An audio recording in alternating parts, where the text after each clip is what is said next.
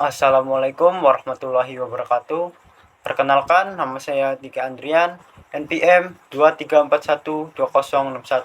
Saya dari kelas akuntansi 23A. Mata kuliah Pengantar Ilmu Ekonomi Makro.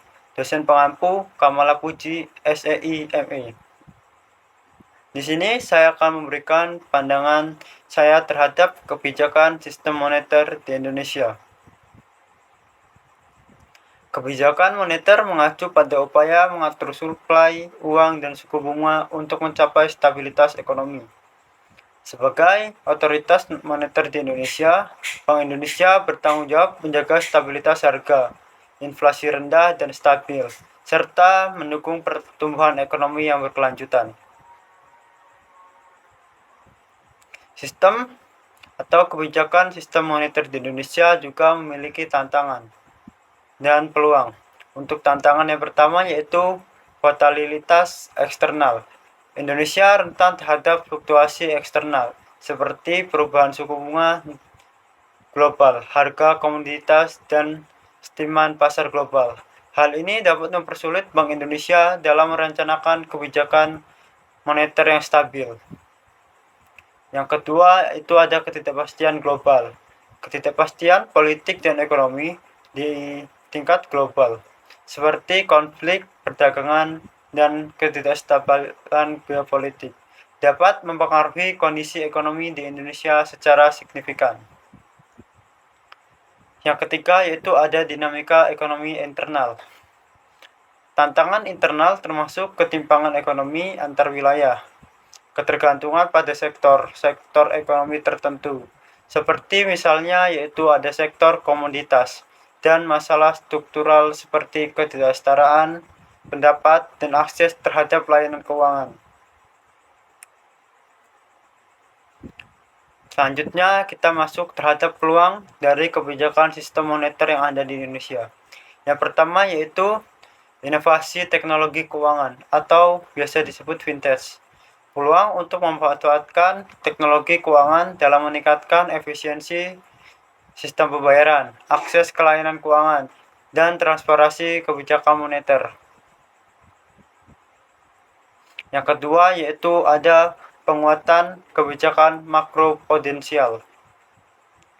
Dengan penguatan kebijakan makroprudensial, Bank Indonesia dapat meningkatkan stabilitas sistem keuangan dan mengurangi risiko krisis keuangan. Yang ketiga yaitu ada kolaborasi regional, kerjasama dengan negara-negara tetangga dan lembaga-lembaga keuangan internasional dapat membantu mengatasi tantangan ekonomi global dan memperkuat posisi Indonesia di pasar global.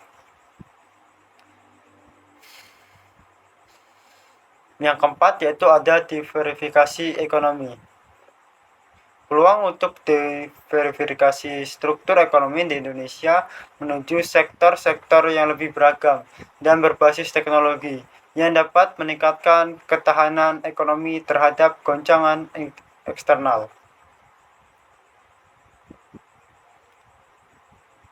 Evaluasi kebijakan moneter dari saya yaitu sukses dalam menjaga stabilitas harga dengan penanganan inflasi yang baik. Tantangan terkait dampak kebijakan moneter terhadap pertumbuhan ekonomi real, pertumbuhan terutama pada sektor usaha kecil dan menengah.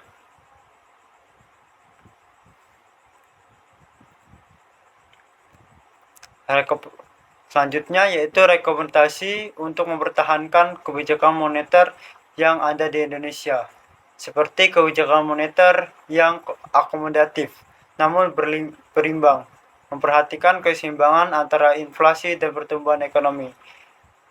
Kesimpulannya bahwa kebijakan moneter di Indonesia memiliki peran penting dalam menjaga stabilitas ekonomi, namun perlu dipantau dan perlu disesuaikan dengan dinamika ekonomi global dan domestik.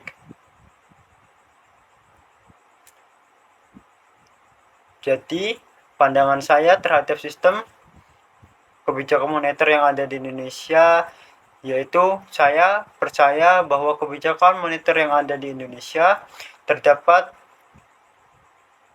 pada yang tepat menjadi kunci untuk menjaga stabilitas ekonomi Indonesia.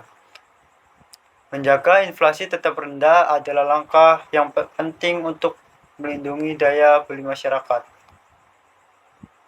Mungkin hanya itu saja yang saya dapat sampaikan terhadap materi kebijakan sistem moneter yang ada di Indonesia. Kurang dan lebihnya saya mohon maaf. Saya akhiri. Wassalamualaikum warahmatullahi wabarakatuh.